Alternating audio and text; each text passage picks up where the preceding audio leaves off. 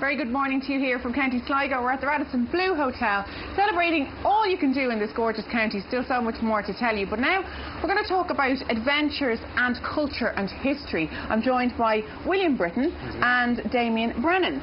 Very good morning to you. Morning. I keep getting confused and wanting to call you William because you're the WB8 obsessive, but we'll get to that in a moment. We're going to start with the real William, and you're also WB, but you run Northwest Adventure Tours here. Yeah, we run on and off-road biking tours and hiking and stuff around the county, and kind of work with all the providers around the county. Like Sligo's kind of becoming a hub for adventure around Ireland, and more people are coming here to surf and bike and hike and everything really, like, and all the providers are starting to be more family orientated as well. So yeah, that's about it really. Do you think holiday makers have changed what they want out of a holiday? It used to be all about relaxing, and you can do a bit of that, but if you want to see somewhere, you should get on a bike, shouldn't you, or get up a hiking trail? I think the best way to see Sligo is definitely getting out there. Like all the activities, maybe some of them can be done around the county, but here I think it's the setting that really helps.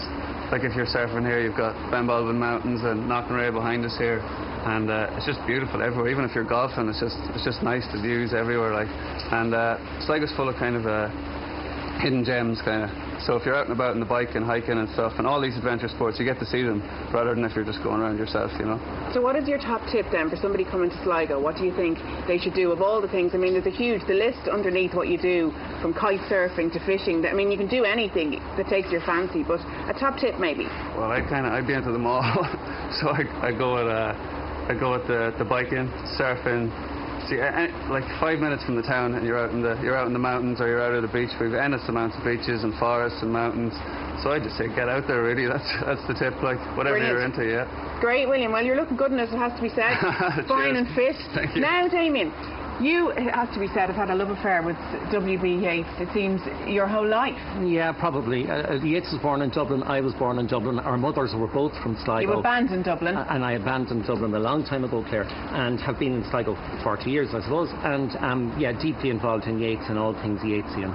So this is Yates County, and there are a lot of tours that people can do. What do they see on the culture tour? Well, the Yates country is the area around Sligo town, for the most part, Ballastadair and Ross's Point, and you can really reconnect with the early poems just by being out in the landscape and perhaps having somebody with you who's passionate about it. Like right now here, we're sitting in front of Knocknarea. The wind has bundled up the cloud high over Knocknarea and thrown the thunder on the stones for all that Maeve can say. And if we turn the corner, we're at Ross's Point, and if we go on the other side, we're at Ballastadair at the Sally Gardens.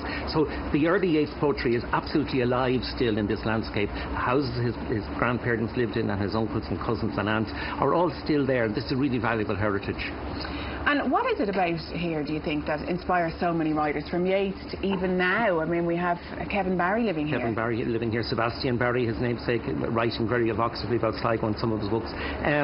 It's, as William was saying, it really is the incredibly beautiful landscape, matched with the history of archaeology, the history of man in this place. Sligo, the Shelley place, man after the last ice age settled first here 6,000 years ago. So we have monuments here that are inspiring and that are 4,000 years older than the pyramids.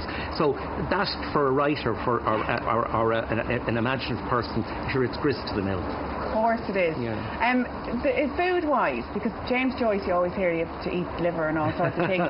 You run a restaurant as well. Is there typical Yates food? Well, the Yates birthday on the 13th of June is becoming a major festival for the popular Yates. The Yates International Summer School in late July, early August is the academic Yates. So, but to answer your question, when Yates won the Nobel Prize, Smiley, who was editor of the Irish Times, rang him up in Rathfarnham and said, "Yates, you've won the Nobel Prize." The first thing Yates said was, "How much?" But having said that, he went to find some food and drink to celebrate. He found a drop of old wine in the bottom of a bottle and some sausages.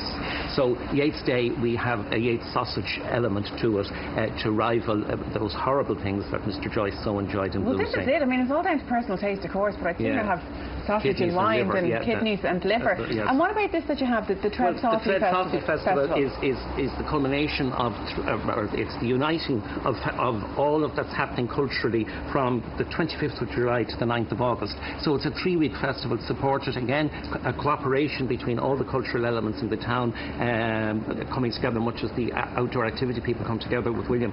And it's a major opportunity to come to Sligo and immerse yourself in the Yates. But there's that and a lot more information on sligotourism.ie, because this is a really busy town. 3 theatres, 3 art galleries, 3 beaches for every sort of weather, even this morning, any amount of mountain walks and things. So it's a really busy cultural place. A wonderful exhibition at the moment in the Model Island Centre on Jack Yates's circus paintings, the Blue Raincoats at the factory, and the Hawkswell Theatre called for one of Yates's plays. 3 busy stages all the time. And then, as I said, art galleries in the Yates building and in the Hamilton Gallery and in the Model Island.